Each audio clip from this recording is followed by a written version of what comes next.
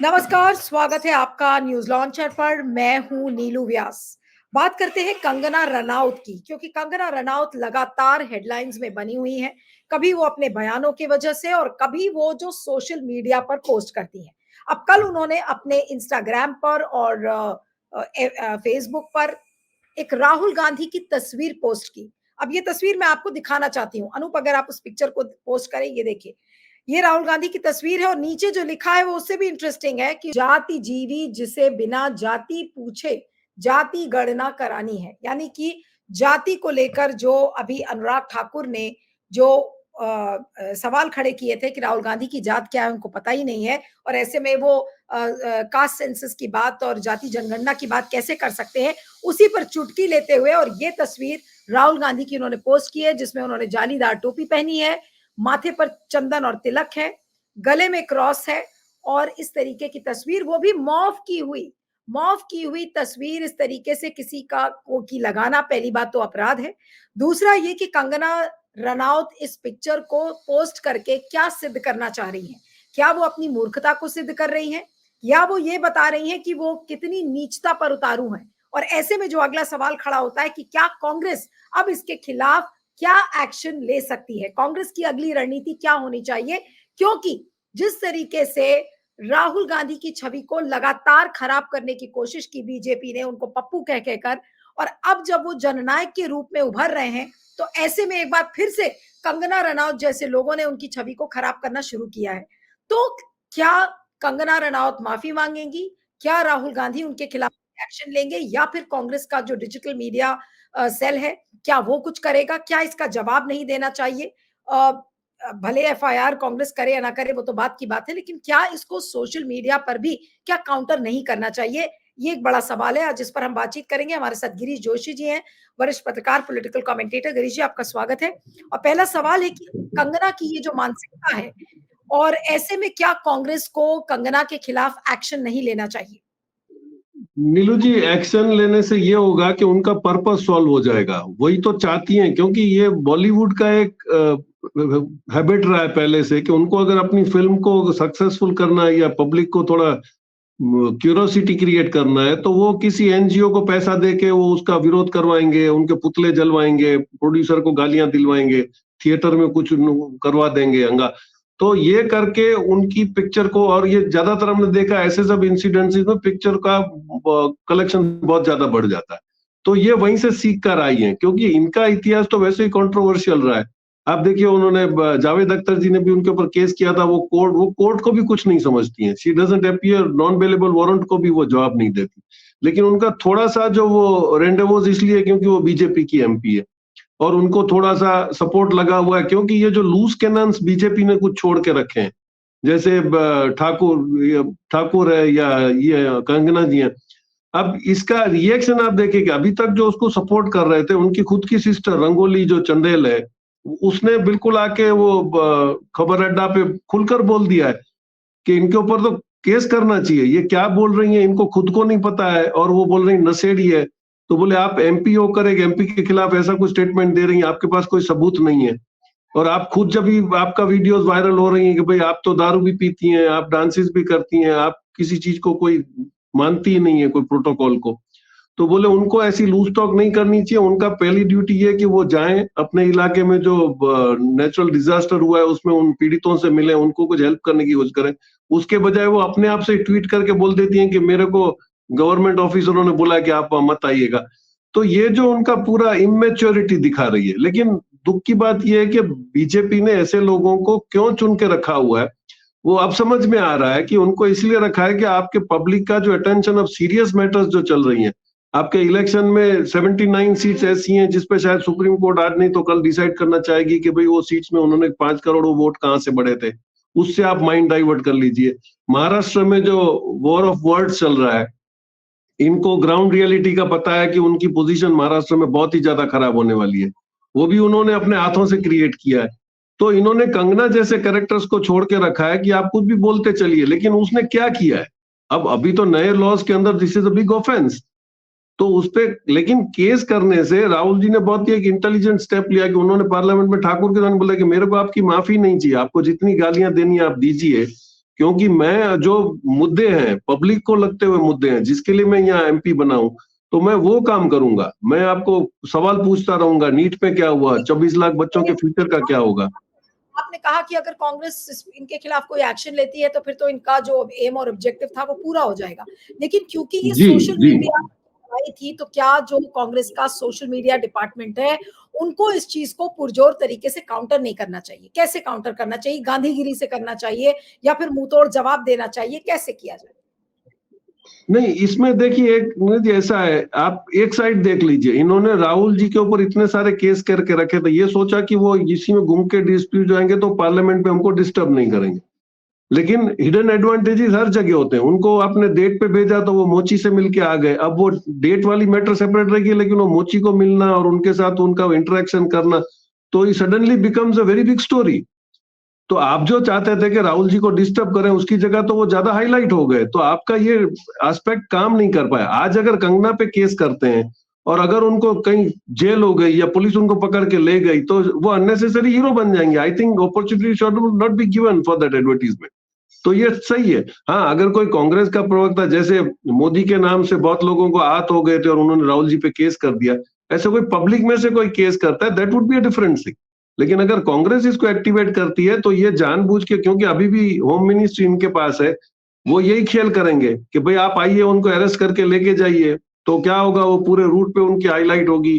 फिर वो बाहर निकलने के बाद वो एलिगेशन, वो झूठा एलिगेशन करने में तो बहुत माहिर है, तो वो कुछ ना कुछ पुलिस पे भी एलिगेशन कर देंगी और वो बेकारी में लाइमलाइट में आके सिंपैथी वेव गेन करने की कोशिश करेंगे।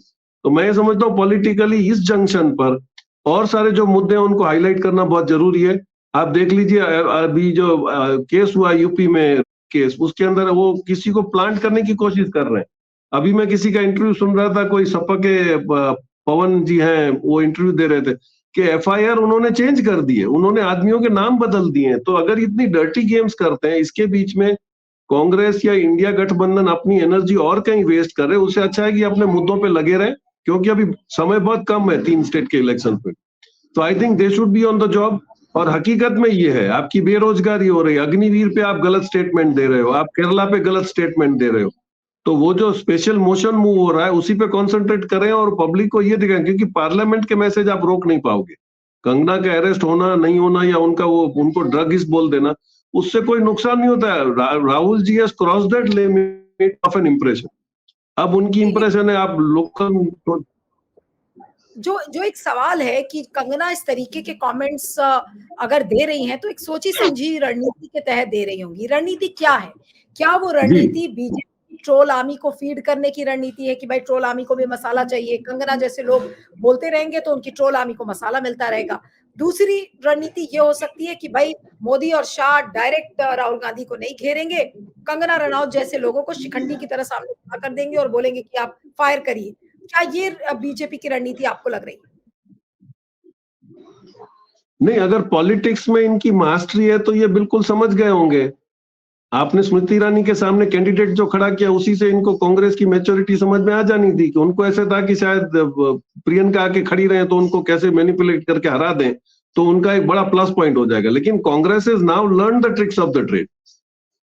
तो ये जो करना चाहते हैं वो बिल्कुल सामने उनके वापस आ रहा है, ये इनके समझ में आना चाहिए।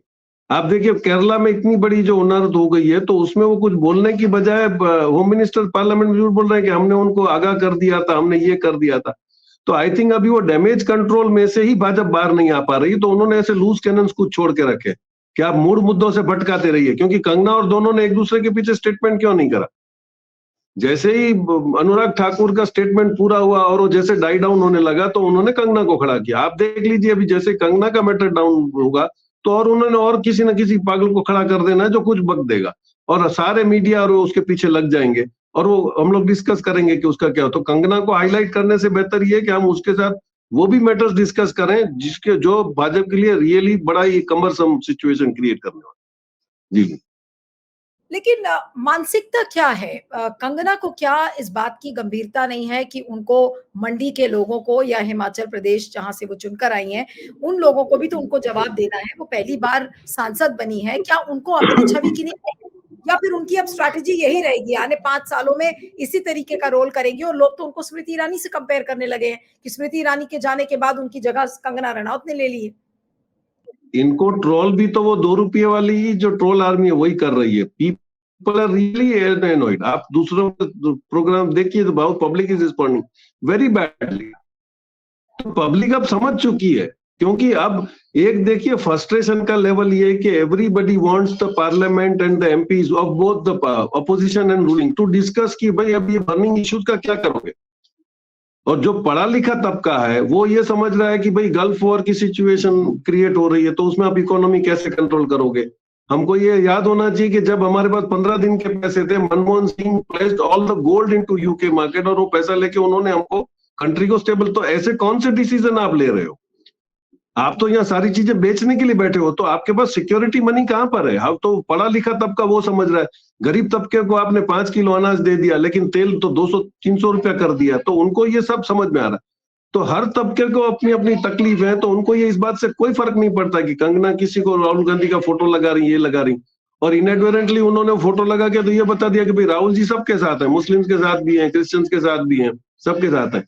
और I am really grateful to the minority community. आप सिखों को देख लीजिए, मुस्लिम्स को देख लीजिए, nobody is reacting to their. उनको ये चाहिए, ये इंस्टिगेट कर रहे हैं कि कुछ बोले। वो शायद गुजरात में सक्सेसफुल हो गए राइट्स करा के, और जगह पे यूपी में कहीं सक्सेसफुल हो गए, लेकिन अब वो नैरेटिव चल नहीं रहा है। तो ये सब जगह से फ्रस्ट्रेटेड है, और ये इसीलिए कोशिश कर रहे हैं ऐसे लोगों को लूज कैनन्स को छोड़ के कि ऐसा कुछ बक दें ताकि राइट्स हो जाए, डिस्टर्बेंस हो जाए। क्योंकि महाराष्ट्र भी तो उनका बहुत बड़ा टारगेट है। अब वो गुजरात महाराष्ट्र लॉबी का जो डिस्प्यूट आ रहा है, उसमें आप देखिए कि ना चाहते हुए भी गुजरात लॉबी सेग्रीगेट हो गई, और गुजरात लॉबी में कौन है? 2 ही लोग हैं।